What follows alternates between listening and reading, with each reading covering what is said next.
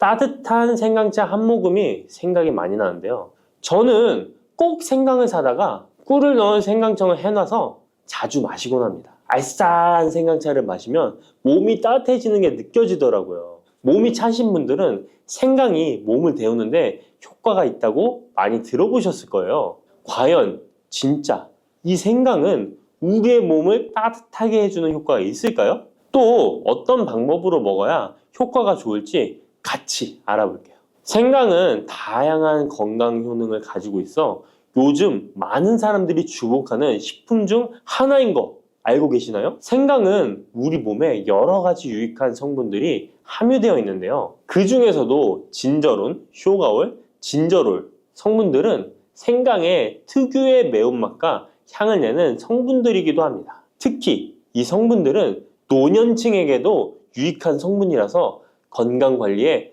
큰 도움이 될 수 있는데요. 주목할 만한 생강의 대표적인 성분 3가지 바로 소개해 드릴게요. 생강의 첫 번째 성분은 진저론입니다. 진저론은 생강에서 가장 대표적인 활성 성분으로 생강의 매운맛과 특유의 향을 담당하고 있는데요. 진저론은 항산화 효능이 뛰어나며 세포 손상을 막아주고 노화를 예방하는 데 도움이 됩니다. 또한 진저론은 소염 작용을 가지고 있어 염증을 줄이고 통증 완화에도 효과가 있는데요. 류머티즘 관절염, 근육통, 기타 염증성 질환에 이 성분이 도움을 줄 수 있고 면역력을 증강시키는 데 중요한 역할을 해서 특히 면역력이 약해질 수 있는 노년분들에게 매우 유익한 성분입니다. 생강의 두 번째 대표 성분은 쇼가올입니다. 쇼가올은 생강을 건조하거나 가열했을 때 생기는 물질인데요. 이 성분은 항암 효과가 있다고 알려져 있어 암 예방에 효과가 있습니다.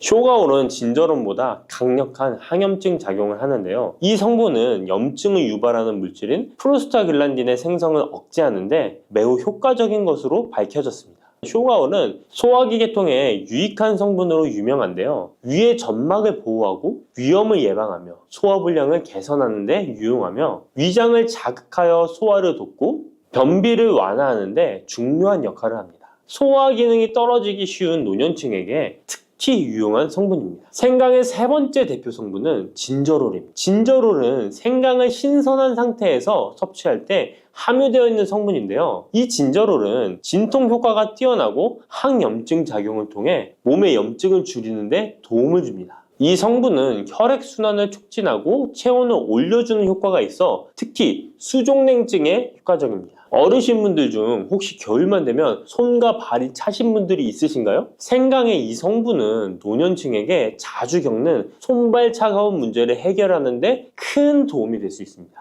또한 항균과 항바이러스 성질을 가지고 있어 감염 예방에 도움을 받을 수 있으므로 호흡기 질환을 예방하고 증상을 완화하는 데 효과적인 성분입니다. 혹시 중국의 성인 공자를 아시나요? 누구든지 한 번쯤은 들어보셨을 텐데요. 공자는 살아생전에 먹는 음식도 매우 철저하게 관리했다는데요. 공자가 매 식사마다 생강을 빼놓지 않고 먹었다는 것 알고 계셨나요? 공자는 생강이 얼마나 몸에 좋은지 그 옛날부터 알고 있었던 것이죠. 공자는 73세에 생을 마감했는데 그 옛날 평균 수명을 생각하면 어마어마하게 장수를 했던 것이죠. 이렇게 건강에 좋은 생강, 생강이 왜 그렇게 좋은지 생강이 이 우리 건강에 어떤 도움이 되는지 4가지 주요 효능을 소개해 드릴게요. 생강의 효능 첫 번째는 면역력 강화입니다. 서울대 노화연구소에서 꼽은 면역력에 좋은 식품 3가지 안에 이 생강이 포함되는 거 알고 계셨나요? 생강에는 아까 소개해드렸던 3가지 성분 진저론, 쇼가올, 진저롤이 포함되어 있어 면역력을 강화하는 데 매우 효과적입니다. 특히 항염증 효과가 뛰어나 몸의 염증을 줄여주고 면역 체계가 더 강하게 작동하도록 도와주는데요. 면역력이 떨어지기 쉬운 노년층에게는 자주 섭취하는 것이 좋은 식품입니다. 생강을 꾸준히 섭취하면 감기나 각종 질병에 걸리는 확률을 낮출 수 있다는 거 잊지 마세요. 생강의 두 번째 효능은 항산화 효과입니다. 미국 국립암연구소가 꼽은 항산화 식품 1등급인 생강은 진저론과 쇼가올 같은 성분이 포함되어 있는데요. 이 성분들은 강력한 항산화 효과를 가지고 있으며 이 항산화 물질은 우리 몸에서 자유라디칼이라는 유해 물질을 제거해 주어 노화, 염증, 심혈관 질환과 각종 질병을 예방하는데 중요한 역할을 합니다. 특히 생강은 세포의 산화 스트레스를 줄이고 피로 회복과 노화 방지에 효과적이어서 건강한 노년을 위해 꼭 필요한 식품이라고 할 수 있죠. 생강의 세 번째 효능은 바로 수족냉증 완화입니다. 수족냉증은 특히 노년층에게 흔하게 나타나는 증상 중 하나인데요. 손발이 차가워지고 특히 겨울철에 더 불편함을 겪는 분들이 많으시죠. 생강은 혈액순환을 촉진시켜주는 효과가 있어 수족냉증을 완화하는 데 탁월합니다. 생강의 진저롤 성분이 체온을 높여주고 혈관을 확장시켜서 손발이 따뜻해지는 데 도움을 줍니다. 또한 한의학에서는 생강이 몸의 찬 기운을 밖으로 내보내주고 또 몸 안에 열을 발산해주는 효능이 있다고 유명한데요. 우리 옛 조상부터 이 생강이 몸을 따뜻하게 해주는 효과가 있다는 것을 알고 있었던 것이죠. 생강의 네 번째 효능은 소화불량 개선입니다. 예전처럼 많이 먹지도 않았는데 속이 더부룩하신 분들 많이 계시죠. 소화불량은 나이가 들면서 자주 겪게 되는 문제인데요. 생강은 소화불량을 개선하는데 매우 효과적입니다.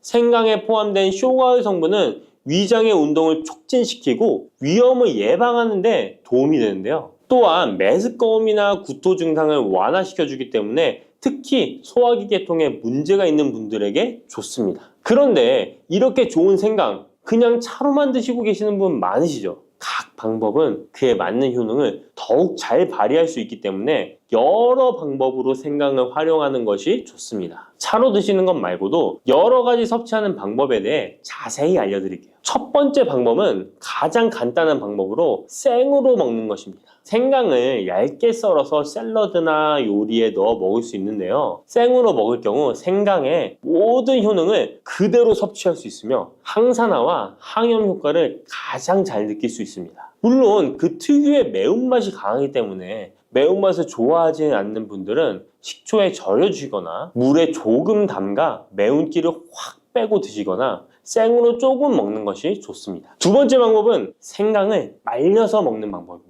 생강을 건조해서 차나 국물에 넣어 먹을 수 있는데요. 볕이 잘 들고 통풍이 잘 되는 곳에 말리셔도 되고 아니면 음식 건조기에 넣고 말리셔도 됩니다. 말린 생강은 소화 기능을 더욱 돋고 소염작용을 강화하는 데 효과적입니다. 또한 말린 생강은 장시간 보관이 가능하고 생강의 매운맛이 부드럽게 중화되어 편하게 섭취 가능한데요. 체온을 높여주는 효과가 있어 겨울철에 특히 유용합니다. 차로 끓여 마시면 몸을 따뜻하게 해주고 피로 회복에도 도움이 됩니다. 세 번째 방법은 생강을 가루로 내서 먹는 방법입니다.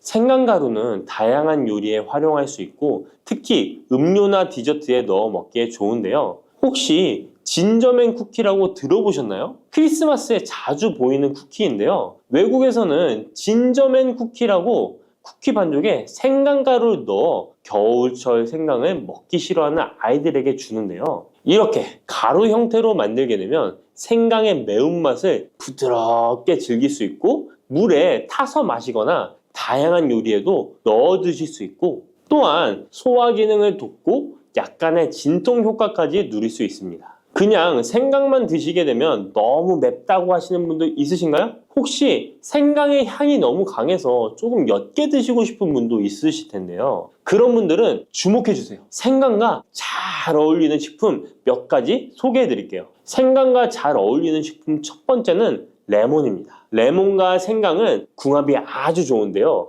레몬은 비타민C가 풍부해서 면역력 강화에 도움을 주고 생강은 항산화 작용을 하는데요.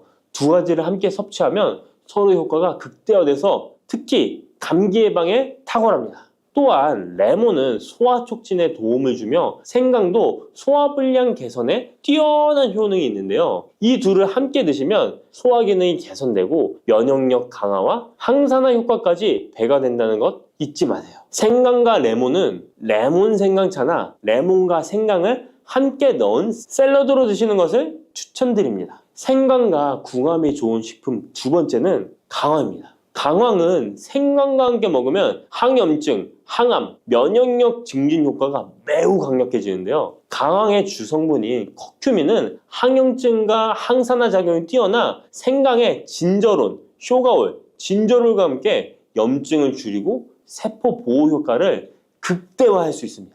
또한 강황은 면역력을 강화하는 데도 중요한 역할을 하는데요. 생강과 강황은 두 가지 모두 소염작용이 뛰어나기 때문에 관절염이나 염증성 질환을 앓고 있는 사람들에게 매우 뛰어난 작용을 합니다. 강황 생강차는 특히 겨울철에 체온을 올려주는 효과가 있어 겨울철 몸이 차신 분들, 수족냉증이 있으신 분들에게 추천드립니다. 생강과 같이 먹으면 좋은 식품 세 번째는 꿀입니다. 겨울철 꿀에 생강을 담가 차로 드시는 분들 많으시죠? 꿀은 생강과 함께 섭취하면 그 효능이 배가 되는데요. 꿀은 항균과 진정 효과가 있어 생강의 자극적인 맛을 부드럽게 해줄 뿐만 아니라 또한 꿀은 피로 회복에 좋고 생강과 함께 먹으면 소화불량 개선에도 도움이 됩니다. 꿀 생강차는 속을 따뜻하게 해주고 위와 목을 따뜻하게 해주어 감기 증상이나 기침 완화에도 좋은 음료입니다. 이렇게 건강에 좋은 생강, 몸에 좋다고 많이 드셔도 될까요? 모든 식품은 과, 유, 불, 급인데요. 생강도 마찬가지로 적절히 섭취해야 효과가 있습니다. 또한 잘못 먹으면 몸에 해가 되는 부작용이 있을 수 있기 때문에 몇 가지 유의사항을 알아두는 것이 중요한데요. 바로 알려드릴게요. 생강을 저장할 때 대충 비닐에 보관하셨다가 곰팡이 피신 분도 있으시죠? 생강은 곰팡이가 생기지 않도록 주의해야 하는데요. 생강은 수분 함량이 많아 습기에 민감하고 곰팡이가 쉽게 생길 수 있습니다. 이때 곰팡이가 생긴 생강은 섭취하지 않도록 하세요. 생강에 핀 곰팡이는 미코톡신이라는 독소를 생성하는데요. 일부 미코톡신은 인체에 매우 유독해 간과 신장, 면역체계에 심각한 손상을 줄 수 있습니다. 생강의 일부분만 곰팡이가 생겨도 이 독이 생강 전체에 퍼질 수 있어 곰팡이 핀 생강은 아깝더라도 전체 다 버리셔야 한다는 거 잊지 마세요. 곰팡이가 피지 않도록 생강을 보관할 때는 통풍이 잘 되는 곳에 보관하고 습기가 많은 곳은 피하는 것이 좋습니다. 생강은 많은 효능을 가지고 있지만 과다 섭취할 경우 부작용이 있을 수 있는데요. 너무 많이 지나치게 먹으면 속이 쓰리거나 위염이나 위장장애를 일으킬 수 있습니다. 하루에 2에서 3g 정도로 섭취하는 것이 적당하며 위장에 민감한 분들은 조금 더 적은 양을 섭취하는 것이 좋다는 것 기억하세요. 믹스커피 지금부터 꼭 이렇게 드셔야 돼요. 의사들이 적극 추천하는 방법입니다. 믹스커피는 당뇨에 안 좋다는데 먹어도 되는 거야?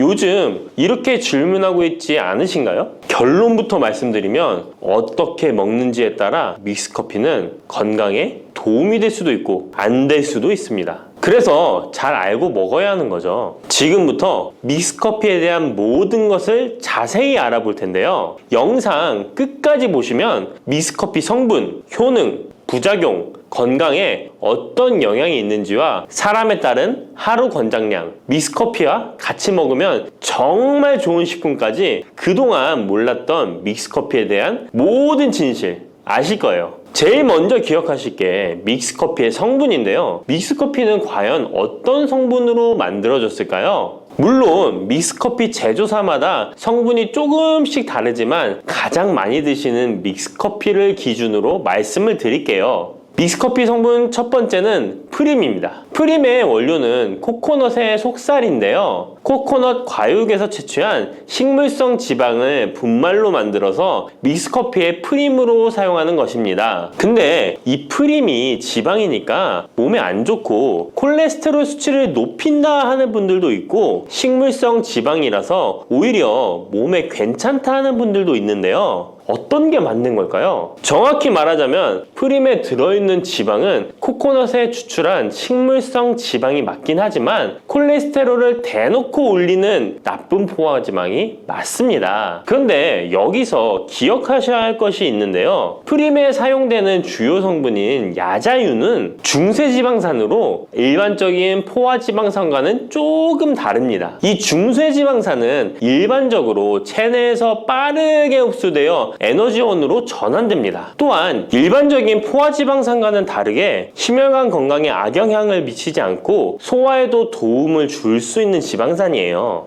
또한 믹스커피 프림에 들어있는 포화지방산은 그 양이 완전히 적다는 것입니다. 요플레 하나 정도에 들어가 있는 양이라고 할 수 있죠. 요플레는 건강을 위해 드시잖아요. 결국 믹스커피에는 몸에 안 좋은 포화지방산이 들어있지만 소량이라서 콜레스테롤 수치에 영향이 하루 한 잔 정도로는 매우 크게 좌지우지할 수 없다고 할 수 있습니다. 그리고 콜레스테롤에 대한 것도 잘 아셔야 하는데요. 우리가 식사하면서 섭취하는 콜레스테롤은 약 20%를 차지하고 나머지 80% 정도는 필요한 만큼 신체에서 자연적으로 합성됩니다. 그렇기 때문에 단순히 커피 한 잔 정도를 마신다고 해서 콜레스테롤 수치가 급격히 올라가거나 건강에 이상을 끼칠 정도의 영향을 주지는 않는다는 거죠. 믹스커피 성분 두 번째는 설탕입니다. 설탕은 당 성분으로 칼로리가 높아서 당연히 몸에 안 좋은 걸로 알고 계실 거예요. 더군다나 믹스커피에 들어있는 설탕은 정제 과정을 거친 백설탕이라 일반적인 설탕보다 흡수 속도가 어마어마하게 빠릅니다. 즉 믹스커피를 마신 후 만족감을 쉽게 느끼는 것은 그만큼 흡수율이 빠르기 때문인데요. 이 당이 소화 과정을 거치지 않고 곧바로 혈액에 녹아들게 됩니다. 왜 안 좋은지 아시겠죠? 근데 여기서 반전이 있어요. 믹스커피에는 설탕이 5g 정도밖에 안 들어있다는 건데요. 쉽게 설명하자면 우유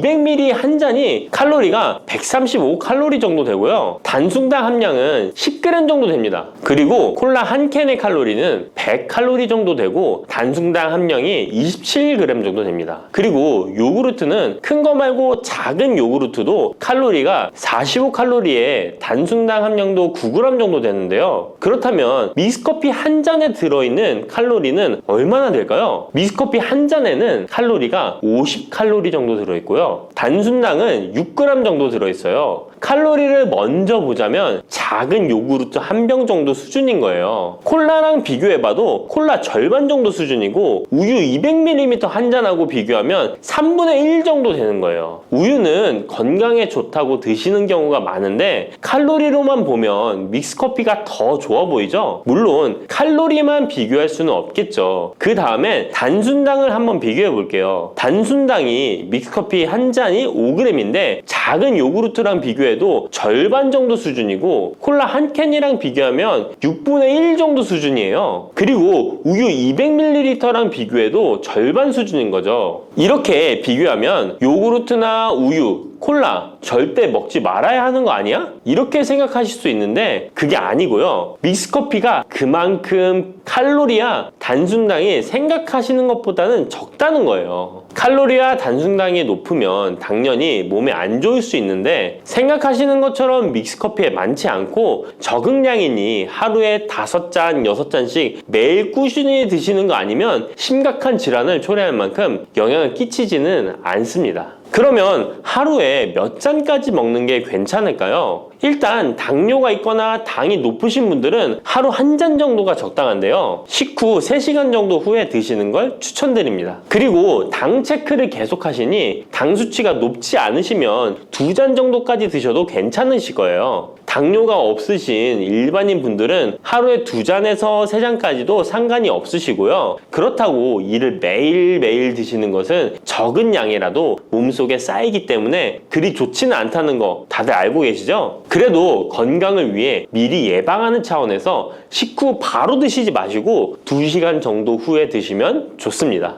믹스커피의 성분 세 번째는 커피에 들어있는 카페인입니다. 카페인에 대해 설명하기 전에 믹스커피도 일반 커피처럼 커피가 들어가 있기 때문에 커피 성분이 주는 효능이나 부작용도 나타날 수 있습니다. 먼저 커피의 효능을 보자면 커피의 효능 첫 번째, 암 예방 효과입니다. 미국 건강 매체 캔서 헬스에 따르면 ITPR3라는 물질은 대장암에서 간 전이에 기여하는 유전자의 발현을 유도해서 도미노 효과를 유발하는 물질인데 특별한 억제제는 아직 없지만 커피를 마시는 사람들에서 카페인이 이 ITPR3에 대한 억제 효과를 보인다는 것을 발표했고 카페인 섭취와 대장암 재발 및 사망률의 관계를 추적한 결과 하루 4잔 이상 커피를 마신 환자들이 전혀 마시지 않은 사람들에 비해 생존율이 현저히 현저히 향상된 것으로 규명된 바 있는 연구도 진행했었습니다. 이런 실험을 진행하면서 커피의 카페인에 대한 효능들이 지금까지 다양하게 연구되고 있는데요. 그렇다고 해서 커피를 무조건 많이 드시란 이야기는 아니고 또 믹스커피 자체가 이런 효능이 있다는 말도 아니에요. 커피에 카페인에 대한 몇 가지 실험을 이야기 드린 거고요. 그만큼 카페인에 대한 너무 부정적인 인식을 변화시켜 보시라고 말씀드리는 거예요.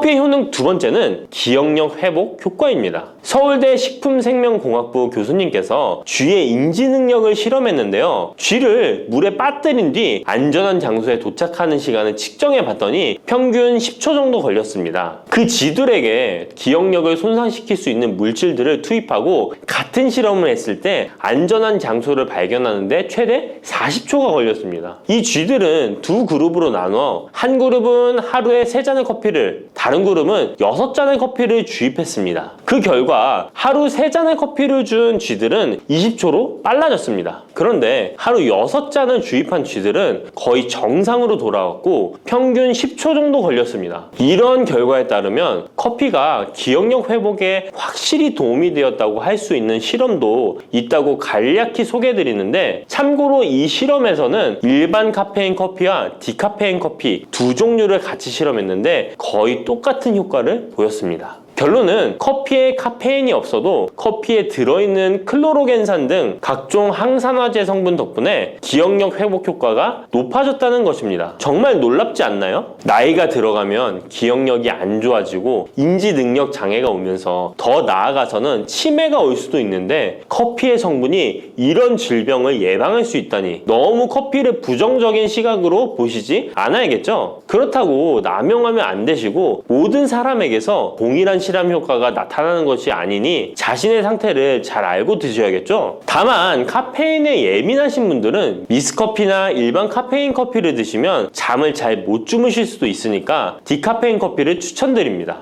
그리고 역류성 식도염, 위염 같은 위장 질환이 있으신데 커피는 드시고 싶은 분들은 될 수 있으면 디카페인 커피를 드시면 되겠죠? 커피의 효능 세 번째는 혈당 조절 효과입니다. 전 세계적으로 대사증후군을 앓고 있는 사람이 10억 명이 훨씬 넘는다고 하는데요. 이처럼 많은 사람들이 모든 질병의 근원이라고 불리는 대사증후군을 가지고 있습니다. 최근의 연구들은 커피가 대사증후군의 발병 위험을 감소시킨다는 것을 보여주고 대사증후군의 발병 위험률을 감소시킨다는 것을 보여주고 있는데요. 커피에 대한 매우 흥미로운 연구 논문을 소개하겠습니다. 이 연구는 하루에 5잔의 카페인을 마신 사람들과 카페인이 없는 커피를 마신 사람들을 비교했습니다. 카페인 커피를 마시는 사람과 카페인 없는 커피를 마시는 사람은 커피를 마시지 않는 사람에 비해 당 섭취 2시간 후 혈당이 13.1%나 크게 떨어졌습니다.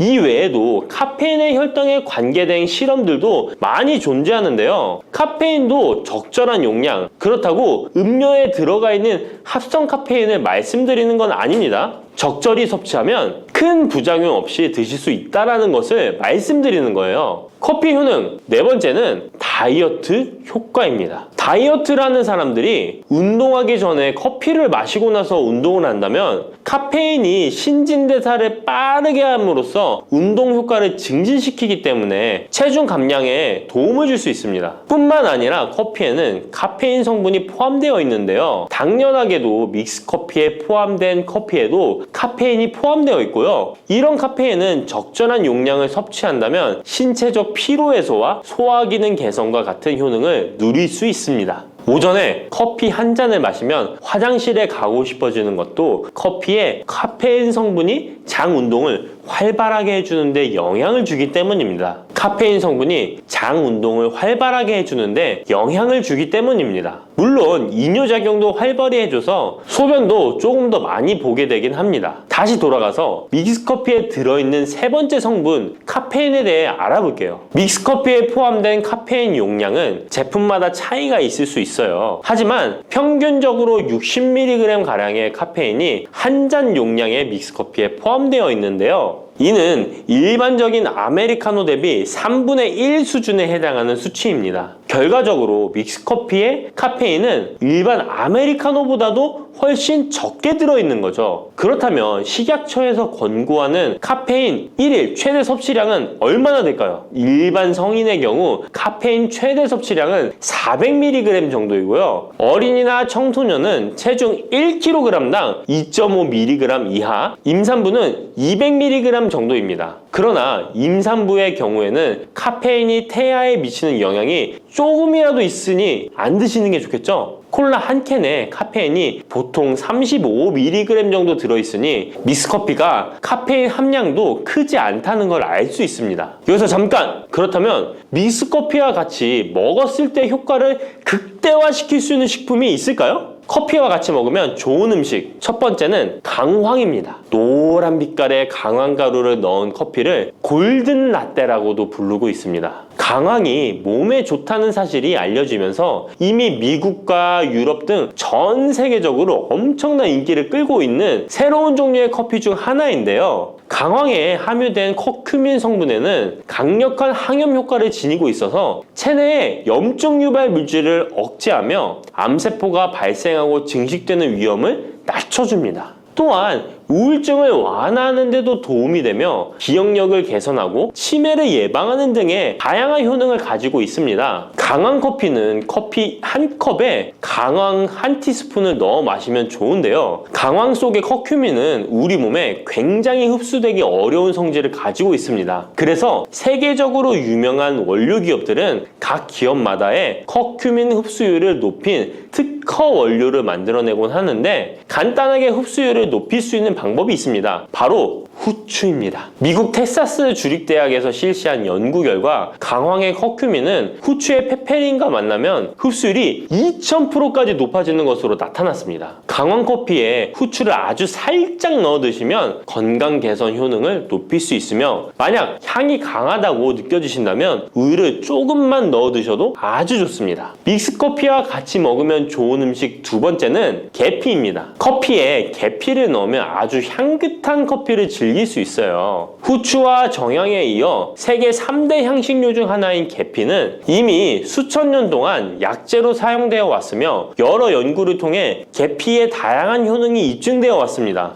커피의 원료 생산지인 멕시코에서도 커피에 시나몬 스틱을 넣은 커피를 즐겨 마신다고 합니다. 미국 당뇨협회가 발표한 연구에 따르면 제2형 당뇨병 환자에게 계피를 투여하자 혈당 중성지방 수치는 낮아지고 좋은 콜레스테롤 수치는 높아졌다고 해서 블랙커피에 계피 2분의 1 티스푼을 넣은 후에 섞어 마시는 것이 황금 비율이라고 하니 한번 참고해서 드셔보시면 좋을 것 같네요. 특히 혈액순환에도 아주 좋습니다. 믹스커피와 같이 먹으면 좋은 음식 세 번째는 생강입니다. 강력한 항산화 성분을 가진 생강은 커피에 넣어 함께 곁들여 마시면 생강의 알싸한 맛이 부드러워지면서 향긋한 생강커피를 즐길 수 있습니다. 생강의 매운맛을 내는 쇼가올과 진저롤 성분이 혈중 콜레스테롤을 낮춰서 동맥경화나 뇌경색 등을 예방하며 항염, 항암 효과가 뛰어나서 암을 유발하는 종양세포의 성장을 억제하는 등의 다양한 효능을 지니고 있습니다. 특히 기관지를 확장시키는 효과가 있어서 기관지염이나 천식, 비염을 달고 사시는 분들은 자주 섭취하시면 아주 좋습니다. 추가로 생강에는 디아스타제라는 단백질 분해 요소가 있어서 식후 커피에 생강가루를 넣어 마시면 장 운동을 촉진해 더부룩한 속을 해소하는 데에도 도움을 얻을 수 있습니다. 드시는 방법은 커피 한 컵에 생강가루 한 티스푼을 넣어 드시면 되고 생강의 맛이 걱정되신다면 처음에는 조금씩 넣어서 서서히 맛을 익혀가는 것도 좋은 방법이라고 할 수 있습니다. 제가 말씀드린 방법이 무조건 믹스커피를 먹어라 먹지 말아라 하는 말은 아니고 믹스커피에 대한 오해와 건강을 걱정하시는 분들께 어떤 식으로 먹으면 조금이나마 건강에 대한 걱정을 덜게 만들어 줄까 하는 의문에서 시작한 것이기 때문에 오해 말고 편안하게 들어주시면 좋겠습니다.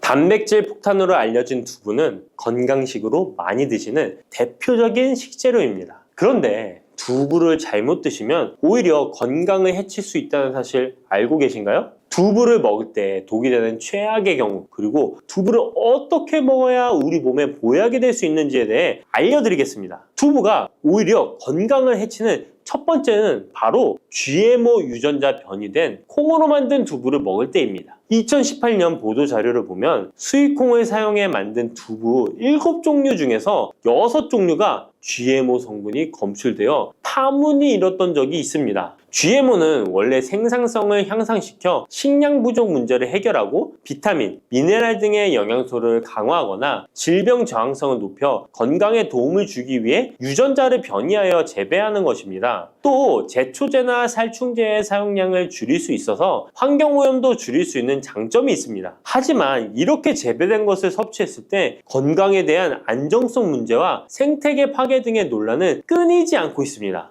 우리나라에서는 GMO 재배를 법으로 금지하고 있으며 많은 나라들이 GMO의 수입과 생산을 규제하고 있습니다. GMO 식품을 꾸준히 섭취할 경우 건강에 문제가 생길 수 있는데요. 2년 동안 실험지 200마리에게 GMO 옥수수를 먹인 실험 결과 20%의 쥐에서 종양이 발생했고 종양의 크기도 컸는데요. 종양의 크기가 탁구공만큼 크게 자란 쥐도 발견됐는데 쥐 전체 몸무게의 4분의 1에 해당되는 무게였다고 합니다. GMO 표기가 의무이기 때문에 GMO 표기가 없는 식품을 사 먹으면 되지만 문제는 식품을 몇 차례 가공 과정을 거쳐 GMO의 DNA나 단백질이 남아있지 않은 식품은 GMO 표기를 하지 않아도 된다는 규정이 있기 때문에 소비자로서는 불안할 수밖에 없는데요. 따라서 두부를 구매하실 때 원료가 수입산이 아닌 국내산 콩으로 만든 두부를 사 드시길 바랍니다. 우리나라는 GMO 재배 자체가 금지이기 때문에 국내에서 재배된 식품은 안심하고 드셔도 됩니다. 두부가 건강을 해치는 두 번째는 바로 유부를 드시는 것입니다. 유부는 두부를 기름에 튀겨서 만드는 건데요. 유부를 먹는 방법에는 대표적으로 유부초밥이 있지만 이외에도 다양한 요리의 재료로 사용됩니다.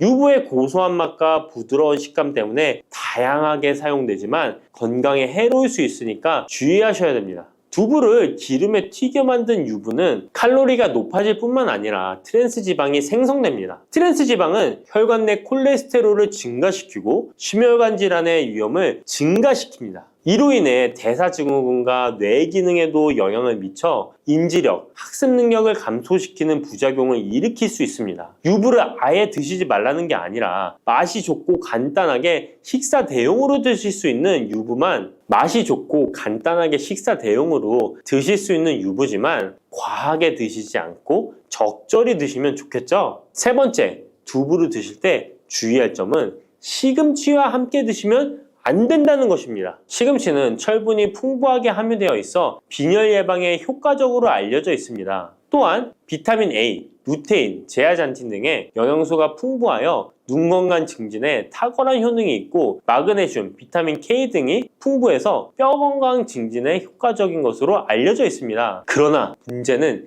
시금치에 함유된 옥살산입니다. 이 옥살산이 두부의 칼슘과 결합하여 수산칼슘이라는 성분이 만들어지는데 이 성분이 결정을 이루어 신장이나 요로에 쌓여 결석이 됩니다. 신장결석, 요로결석이 되어 극심한 통증을 유발할 수 있다는 것입니다. 시금치를 드실 때는 두부와 같이 칼슘이 많은 음식을 피하시고 별도로 섭취하시는 게 좋겠습니다. 네 번째, 두부를 드실 때 오히려 해가 되는 경우는 갑상선이 약하신 분들입니다. 두부에는 사포닌이라는 성분이 함유되어 있는데 사포닌을 많이 섭취하게 되면 요오드가 몸 밖으로 과도하게 배출될 수 있습니다. 요오드는 갑상선 호르몬의 합성과 조절을 돕는 아주 중요한 성분인데요. 요오드가 부족하게 되면 갑상선 호르몬인 티록신의 생성이 부족하게 되어 갑상선의 기능을 제대로 하지 못하는 상황이 발생할 수 있습니다. 이렇게 되면 갑상선 저하증이 생길 수 있고 무기력해지고 피로가 회복이 잘 안 되며 우울증, 부종, 집중력 저하 등의 다양한 증상을 야기할 수 있습니다. 갑상선에 문제가 없는 분이라면 두부를 많이 드셔도 문제가 되지 않지만 이미 갑상선이 약하신 분들에게는 안 좋은 영향을 줄 수 있는 것입니다. 그렇다면 두부는 어떻게 드셔야 두부의 효능을 최대한 높일 수 있는지 알려드리겠습니다. 두부는 기본적으로 단백질이 풍부한데 이뿐만 아니라 리놀렌산, 레시틴, 피토스테롤 등의 성분이 풍부해서 몸 안의 콜레스테롤 수치를 낮춰주고 혈액순환을 원활하게 해서 동맥경화, 심근경색, 뇌출혈 등의 심혈관 질환을 예방할 수 있습니다. 또한 두부는 체력과 근력을 유지하는 데 큰 도움을 주는데요.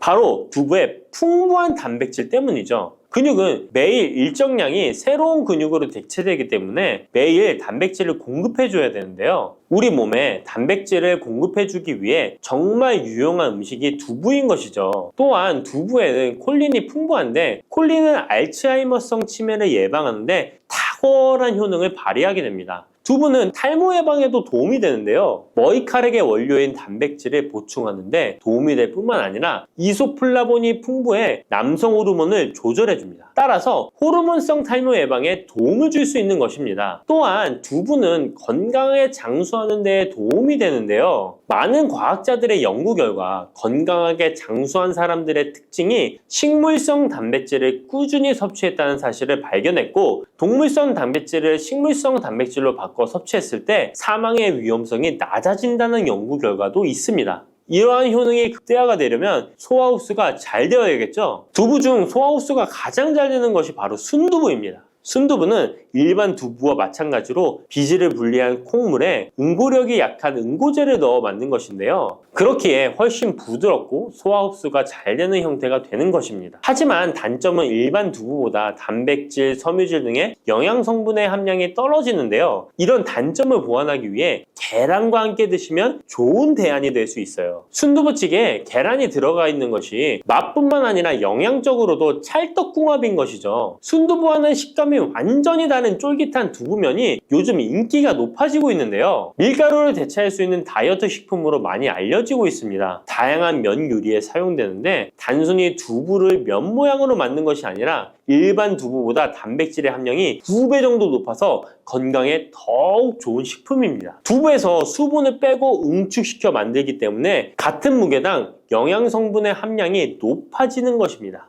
두부는 양배추와 함께 드시면 좋은데요. 두부는 단백질이 풍부하지만 비타민C와 섬유질이 부족한데 양배추와 함께 드시면 모든 영양소를 골고루 섭취할 수 있게 되는 것입니다. 또 귀리를 넣은 잡곡밥과 함께 드시면 좋은데요. 귀리에 풍부하게 함유된 식이섬유와 베타글루칸과 두부의 단백질, 칼슘을 충분히 섭취할 수 있는 것입니다. 두부는 그리고 미역과 김, 다시마와 같은 해조류와 함께 드시면 좋은데요. 이런 해조류와 함께 드시게 되면 두부의 단백질을 흡수하는데 극대화가 되고 두부의 사포닌으로 인한 요오드 배출을 해조류의 풍부한 요오드 성분이 상쇄시켜 줄 수 있는 것입니다. 두부와 함께 먹으면 좋은 음식으로는 토마토가 있습니다. 토마토에는 라이코펜이라는 강력한 항산화 성분이 함유되어 있어서 세포의 노화를 방지하고 활성산소를 제거하여 혈관을 건강하게 보호하며 암을 예방하는 효능도 있습니다. 두부와 토마토 그리고 계란까지 함께 살짝 볶아 드신다면 풍부한 영양 성분을 섭취할 뿐만 아니라 암 예방과 체중 감량에도 좋고 피부 미용에도 탁월한 효능을 누릴 수 있습니다.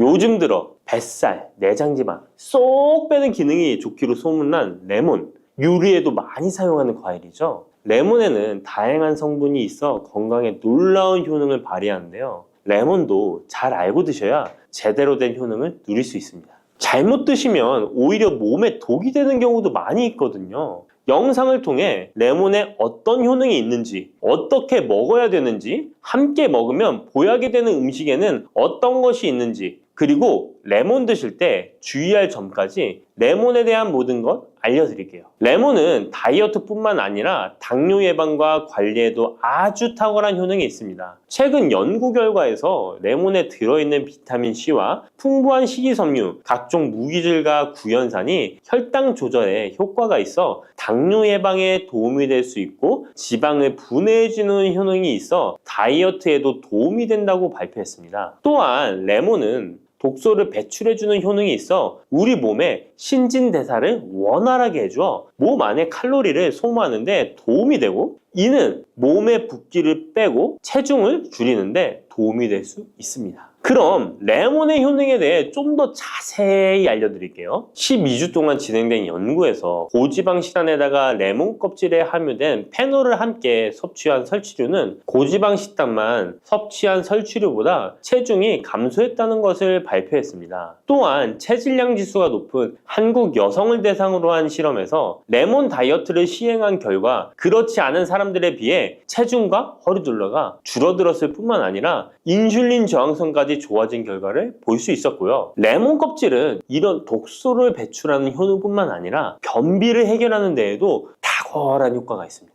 레몬 껍질에는 비타민 C뿐만 아니라 혈관 건강에 좋은 헤스페리딘, 그리고 골다공증 예방과 뼈 건강에 아주 중요한 칼슘, 그리고 팩틴이라는 성분이 아주 풍부하게 들어있습니다. 바로 이 팩틴이 변비를 예방하는 데 탁월한 효능을 발휘합니다. 수용성 식이섬유인 팩틴은 위에서 대장까지 가는 동안 많은 수분을 흡수해 변을 무르게 만들어주고 장내에 머물러 있는 노폐물과 다양한 유해 물질을 흡착해 변과 함께 몸 밖으로 배출시키며 장내 환경을 깨끗하게 해주어 건강 상태를 유지하도록 도와줍니다. 그리고 레몬 과육에는 없고 오직 레몬 껍질에만 있는 성분이 있는데 디리모넨이라고 하는 천연 오일입니다. 디리모넨은 레몬의 상큼한 향을 내는 성분이기도 하며 장을 자극해 연동 운동이 활발하게 되도록 도와주어 변비를 예방해 줄 수 있습니다. 또 레몬에는 구연산이라는 성분이 풍부한데 이 구연산이 체내 지방분해 효소를 활성화시키는 역할을 해줍니다. 활성화된 지방분해 효소는 쌓여있는 내장 지방을 태워주어 허리둘레를 줄여주는데 많은 도움을 주게 되고요. 아침에 일어나자마자 공복에 레몬수를 마시면 체내의 대사 기능이 활발해져 몸 안에 에너지 소비가 활성화됩니다. 대한비만학회에서 발표한 연구 결과 레몬수를 섭취한 그룹이 그렇지 않은 그룹보다 내장 지방이 더 많이 감소했다는 것을 확인할 수 있습니다. 또한 레몬에 들어있는 성분들은 뇌졸중의 위험을 줄여주는데 도움이 될 수 있습니다. 한 연구에 따르면 감귤류에 함유되어 있는 플라보노이드는 여성의 허혈성 뇌졸중 위험을 낮추는데 도움이 될 수 있다고 발표했습니다. 허혈성 뇌졸중은 가장 흔한 유형의 뇌졸중인데 혈전 때문에 뇌로 가는 혈액의 흐름이 방해되면서 발생할 수 있습니다. 플라보노이드가 함유된 음식을 장기간 섭취하면 이런 심혈관 질환뿐만 아니라 각종 암을 예방하는 데 도움이 될 수 있다고 하는데요. 레몬에는 이런 플라보노이드와 함께 강력한 항산화 작용을 하는 비타민 C가 풍부합니다. 이 항산화 작용으로 세포 손상을 방지하고 암세포를 억제하는 항암 효과를 가지는 것이고요. 또한 레몬은 피부 미용에도 좋은데요. 피부색을 건강하게 해주는데 탁월한 효능이 있습니다. 비타민 C는 콜라겐을 형성하는 데 중요한 역할을 해주고 피부를 환하게 해주며 잡티를 제거해 주는데 효과가 있기 때문이죠. 그리고 레몬의 놀라운 효능 중 하나는 당뇨를 예방, 개선하는 데 탁월하다는 겁니다. 레몬에는 헤스페리딘이라는 플라보노이드 성분이 들어있습니다. 이 헤스페리딘은 인슐린 감수성을 높이는 데 도움을 주는데요. 인슐린 감수성이 좋아야 혈당이 잘 조절되는데 당뇨가 발병하면 이 감수성이 떨어지면서 인슐린 저항성이 생기게 됩니다. 헤스페리딘이 인슐린 저항성을 개선하는데 많은 도움을 주게 됩니다. 또한 레몬에는 많은 양의 항산화 물질들이 들어있습니다. 비타민 C뿐만 아니라 폴리페놀, 폴라보노이드 등 다양한 물질들이 혈당으로 인해 공격받고 상처난 세포들을 보호해주는데 장에 베타세포를 보호해주는 것이 아주 중요한 효능입니다. 베타세포는 인슐린을 분비하는 세포인데 당뇨가 생기면 가장 먼저 타격을 받게 됩니다. 레몬을 통해 베타세포를 보호하여 당뇨를 예방할 수 있게 되는 것이죠. 이 레몬을 복용하는 가장 좋은 방법은 바로 레몬수입니다. 그럼 레몬수를 만드는 방법을 바로 알려드릴게요. 깨끗하게 씻은 레몬 1개와 물 1리터를 준비해주세요.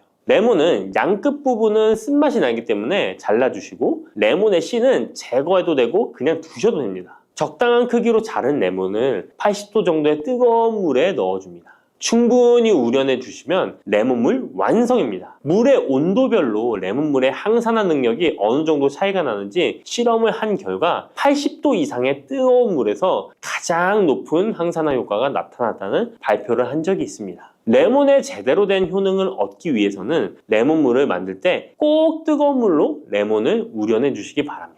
레몬물은 실온에서 어느 정도 식힌 후 미지근해졌을 때 마시면 됩니다. 레몬의 산미가 강해 드시기 힘드신 분들은 물을 충분히 더 희석하여 드시다가 적응이 되면 물의 양을 줄이시면 됩니다. 이런 레몬수를 만들어 드실 때 주의할 점이 있는데요. 첫 번째는 반드시 충분한 양의 레몬을 넣어야 한다는 것입니다. 레몬수를 만들 때 레몬 자른 것 몇 조각을 넣어 드시는 경우가 있는데 이 정도는 충분하지 않습니다. 물 1리터에 레몬 1개 정도 우려서 드셔야 레몬의 효과를 볼 수 있습니다. 두 번째는 설탕을 넣으면 안 된다는 것입니다. 레몬의 신맛이 강해 먹기 힘든 분들이 종종 설탕을 넣어 드시는데 그렇게 하시면 오히려 우리 몸에 독이 됩니다. 레몬수의 맛을 위해 설탕을 넣다 보면 설탕을 과하게 드실 수 있기 때문에 넣지 않는 것이 좋습니다. 그리고 세 번째는 레몬을 세척할 때 깨끗하게 하셔야 되는데요. 깨끗하게 세척한다고 식초, 베이킹소다를 많이 사용하시잖아요. 하버드 대학 연구 결과가 있는데요. 레몬은 물에 2분 정도 담가 두었다가 흐르는 물에 잘 씻어주면 농약은 100% 제거된다고 합니다. 그런데 일반적인 상식과는 달리 베이킹소다와 식초를 사용하게 되면 농약이 일부 남아있다는 것을 발표했습니다. 레몬을 세척할 때는 아무것도 넣지 않는 깨끗한 물을 사용하시기 바랍니다. 다음으로 레몬과 함께 먹으면 시너지 효과를 내는 음식을 알려드릴게요. 첫 번째는 바로 계피입니다. 레몬과 계피를 함께 사용하여 약으로 쓰기도 하는데요. 레몬과 계피를 함께 먹으면 면역 체계를 강화해 주는데 도움이 됩니다. 계피는 향긋한 향과 매운맛이 특징인데 소화를 도와줄 뿐만 아니라 혈당 조절에도 탁월한 효능이 있습니다. 또한 레몬에는 염증을 억제하고 수치를 줄여주는 산화 방지제가 풍부한데 레몬과 계피를 지속적으로 섭취하면 강력한 항염 작용이 나타나 관절염에도 많은 도움을 받을 수 있습니다. 또한 레몬과 계피는 다이어트에도 많은 도움을 줄 수 있는데요. 계피는 혈액 속에 인슐린과 탄수화물 수치를 조절해 복부에 지방이 쌓이지 않도록 도와주기 때문입니다. 그리고 레몬은 고구마와 함께 드셔도 좋은데요. 고구마는 베타카로틴, 비타민C, 식이섬유 등이 풍부하게 함유되어 있어 염증을 감소시키고 안구세포를 보호하는 효과가 있는데요. 항산화제인 베타카로틴이 매우 풍부해서 안구 건조증의 위험을 줄이고 눈 건강에 많은 도움을 줄 수 있습니다. 레몬도 비타민C와 다양한 항산화 물질을 함유하고 있어 함께 섭취하면 항산화 효과를 더욱 높일 수가 있겠습니다.